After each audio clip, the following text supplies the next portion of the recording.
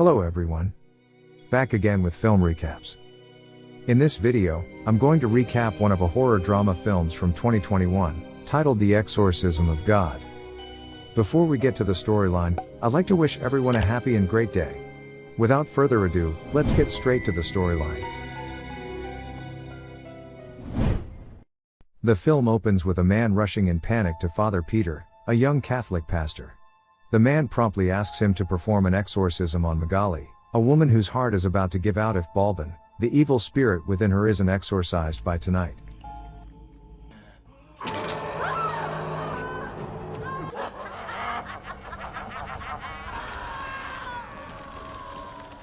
The young pastor makes a call to his superior, Father Michael, who firmly forbids him from performing the exorcism because he's too young and not ready.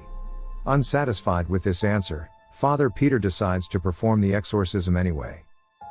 Peter faces the possessed Magali and sets up a handycam to record the exorcism. Magali begins saying inappropriate things to him and tries to seduce him in a morbid manner, while the pastor relentlessly recites biblical prayers. She then begins touching herself until she comes.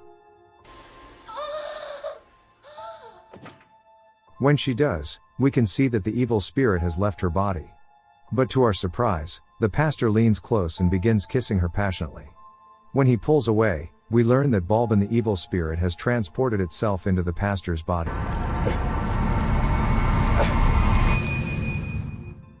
We then skip to 18 years after this incident, to a prison guard who is making rounds to pick up used trays from every prisoner.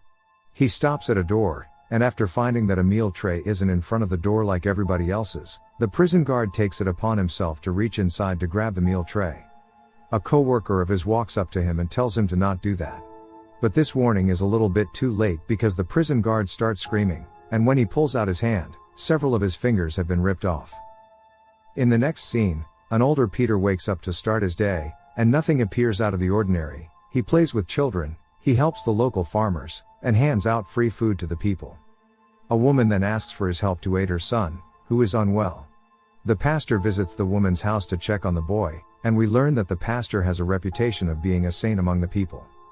The boy gets rushed to the hospital, and the pastor briefly sees Magali dressed as a sister, but upon a blink of an eye, he realizes that it's another woman entirely.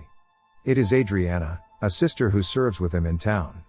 The sister and a doctor come up to the boy and we learn that they have been dealing with a plague, and they are desperate because so many children have died from it, and this boy might be next to die too.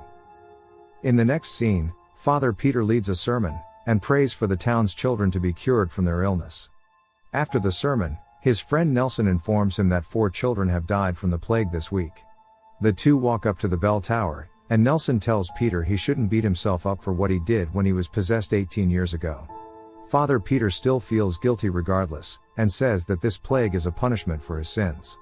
He tells Nelson that he confessed to Father Thomas about what he had done, and for his penance, Father Thomas told him to confess this to the bishop, which was something Peter could not go through with in the past, but he's ready to do it now. Nelson tells him that confessing to the bishop is a stupid decision, and he might get excommunicated because of it. Father Peter is aware of this possibility, but still feels that this is the only right thing to do. He drives up to visit the bishop in Mexico City, and takes out the tape to show it to him in order to receive his penance. But the bishop begins to shower him with compliments, and tells him that the Vatican is in awe of the miracle he performed 18 years ago. The bishop proceeds to hand him a folder, containing details about a large sum of donation the Vatican is handing out to him to help the town he serves. Realizing the money may help the town, he backs out from confessing and uses the money to buy medical supplies to help with the plague instead. However, at night, Father Peter is still burdened by guilt. He voices his regret in his evening prayer, while memories of the incident replay in his head. The pastor suddenly hears a scream and goes to investigate the nave of the church. He discovers that the Jesus statue is missing from the cross. He accidentally steps on what appears to be blood, and finds a trail of blood along the aisle between the pews. He begins to follow it, right when this happens. You okay?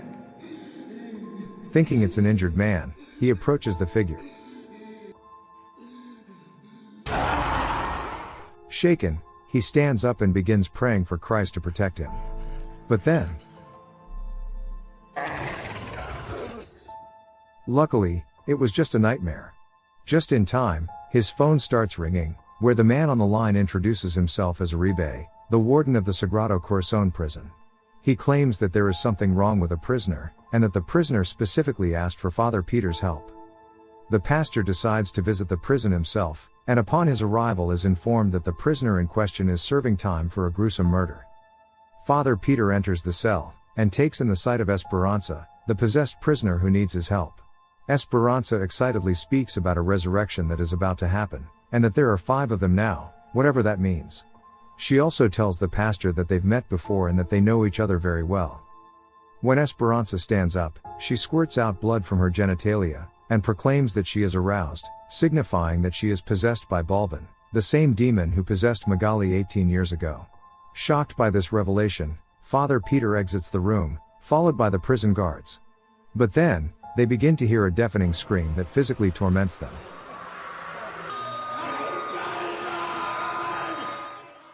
After what happened, Father Peter just about to give up on the case, until Esperanza's mother shows up.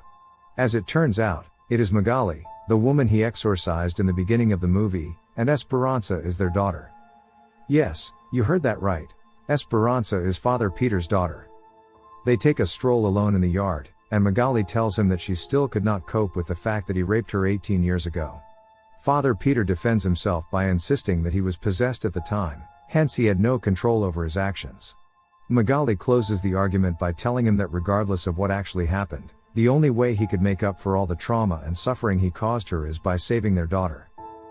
At night, he lies awake, thinking about everything he learned today. And then all of a sudden, Father Peter begins groaning, as if in pain. He begins praying with all his might while the figure under the blanket draws closer and closer. Luckily, the figure disappears, but suddenly a pair of hands pull him into the bed. He sees a glimpse of scary Jesus atop him before he jolts awake. On the next day, the sick boy from earlier has now died from the mysterious plague. Despite this, Father Peter tries to carry on with his day by entertaining several orphans. Magali comes by to renew her vow as a sister, and we are shown a flashback scene, back when Magali was still a cheerful, proud sister of the church. She tucks the orphans to bed by singing them a song while Father Peter watches her in awe. It is clear that he is attracted to her. Back in present time, Father Peter confronts the bishop to ask his permission to perform an exorcism on Esperanza. The bishop trusts him, so he gives his approval straight away. Father Peter announces that this time, he is inviting someone else to help him conduct the exorcism, who is none other than Father Michael. They embrace each other upon his arrival. Later that night, Father Peter decides to burn the tape recording of his shameful exorcism 18 years ago. Father Michael comes up to him to ask what's troubling him, and he tells Father Michael about how he keeps seeing a possessed Jesus in his nightmares. Father Michael theorizes that this must mean Balbin is trying to possess Peter. Not far from the scene, Sister Adriana is about to commence her evening prayer in front of a statue of Saint Mary. However, a drop of blood suddenly falls from the ceiling, and the statue of Mary is gone when she opens her eyes. She finds a blood trail and follows it. She unveils a piece of cloth at the end of the blood trail, and comes across a sight of a mutilated baby. Horrified, she staggers back, but a disfigured Mother Mary approaches behind her.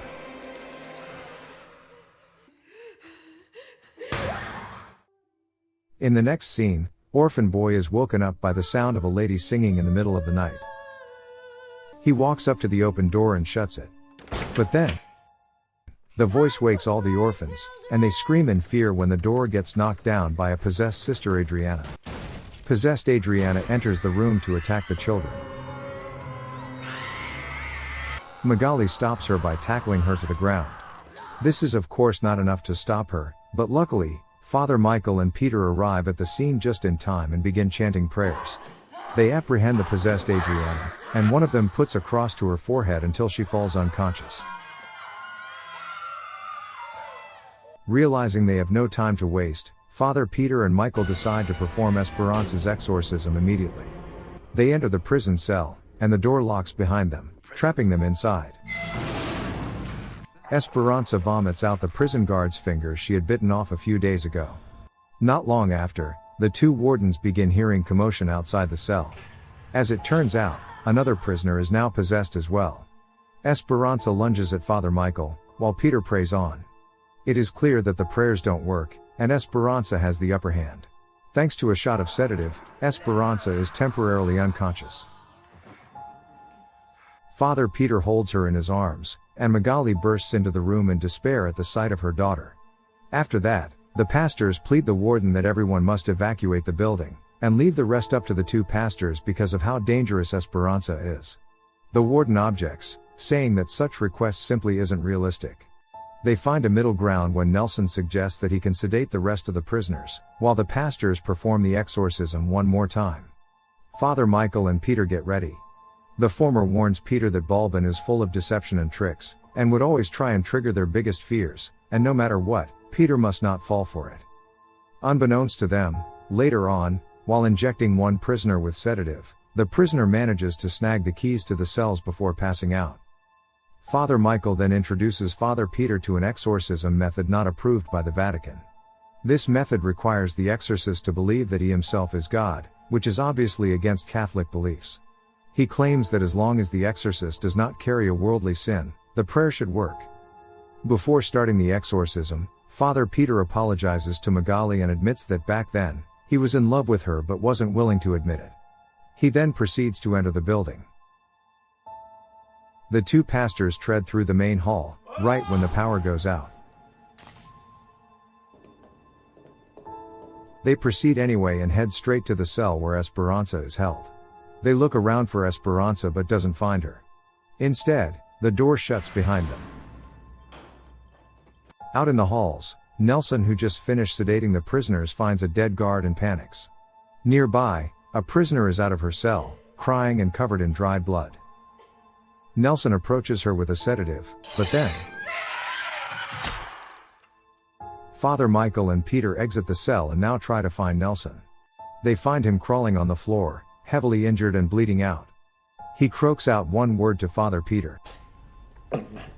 Run. Suddenly, 3 prisoners sneak up behind the two pastors. All of them are clearly possessed. Father Michael pulls out his cross and begins reciting a prayer, right when possessed Esperanza arrives and begins walking up towards Father Peter. The two pastors are now reciting their prayers, though they soon realize that their efforts are futile.